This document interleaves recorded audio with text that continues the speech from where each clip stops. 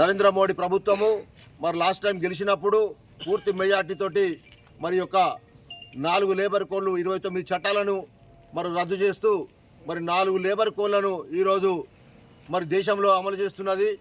మరి దీని వలన మరి సంఘటిత అసంఘటిత కార్మికులు కట్టు బానిసలుగా మరి ఏర్పడేటువంటి పరిస్థితులు ఈరోజు దాపురించినాయి. మరి దీన్ని రద్దు చేయాలని చెప్పేసి ఈరోజు అన్ని జేఏసీ సంఘాలు అన్నీ కూడా ఈరోజు మొక్కని ధైర్యంతో ఈరోజు ఈ యొక్క సమ్మెలో పాల్గొన్నారు. కార్మికులు కూడా స్వచ్ఛందంగా ఈరోజు విధులకు హాజరు కాకుండా మరి యొక్క సమ్మెలో పాల్గొన్నారు. మరి లేబర్ కోళ్ల వల్ల రానున్న రోజులలో మరి కార్మికులు తీవ్రంగా నష్టపోయే అవకాశాలు ఉన్నాయి. మరి 50% జీతాలతో మరి 50% అలవెన్సుల కటింగ్లతోటి ఈరోజు జీతాలు కూడా పూర్తిగా వచ్చేటువంటి పరిస్థితి లేదు. అదేవిధంగా మరి ఉద్యోగ భద్రత లేకుండా పోయేటువంటి పరిస్థితి ఈరోజు ఉన్నది. మరి ఈరోజు సమ్మె చేసే హక్కు కూడా మరి కోల్పోయేటువంటి పరిస్థితులను మరి ఈరోజు మరి యొక్క నరేంద్ర మోడీ ప్రభుత్వం అమలు చేస్తున్నది. మరి గత సంవత్సరం 2025 జూలై 9వ తేదీన నాడు కూడా మరి లేబర్ కోడ్ విషయంలో మరి దేశవ్యాప్త సమ్మె జరిగింది. అయినా కూడా మరి నరేంద్ర మోడీ ప్రభుత్వానికి మరి చీమ కుట్టినట్టు కూడా లేకుండా మరి ఈరోజు ప్రవర్తిస్తున్నాడు.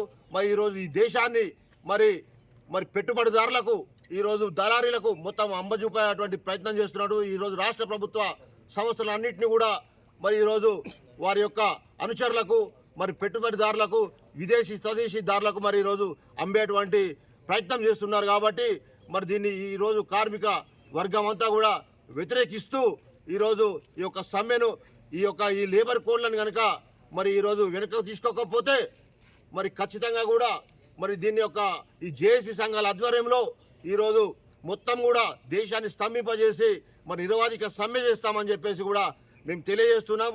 అదేవిధంగా సింగరేణిలో కూడా మరి ఈరోజు మొత్తం పూర్తి స్థాయిలో మరి సింగరేణి పరిస్థితిని కూడా దివాలా తీసేటువంటి పరిస్థితిని తీసుకొచ్చారు.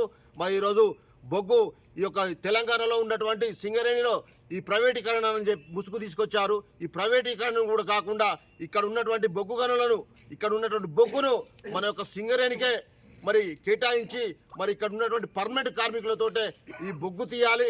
అదేవిధంగా ఈరోజు సింగరేణిలో కూడా ఈ అన్నీ కూడా తక్షణమే నిర్వహించాలి. మెడికల్ బోర్డులు కూడా ఇప్పటి వరకు సంవత్సరం కాలం నుంచి మెడికల్ బోర్డు కూడా నిర్వహిస్తలేరు.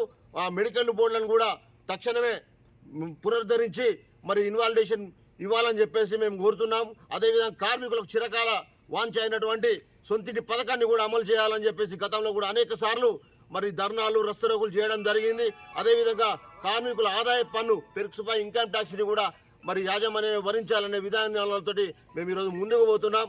ఇవన్నీ కూడా మరి నష్టపరిచే విధంగా ఈ ప్రభుత్వాలు చేస్తున్నందున ఈ నిరసనగా ఈ యొక్క సమ్మెని విజయవంతం చేసినటువంటి కార్మికులందరికీ కూడా మరి పేరు పేరున ధన్యవాదాలు అదేవిధంగా జేఏసీ తరఫున మా ఏఐటీసీ తరఫున ధన్యవాదాలు తెలియజేస్తున్నాం.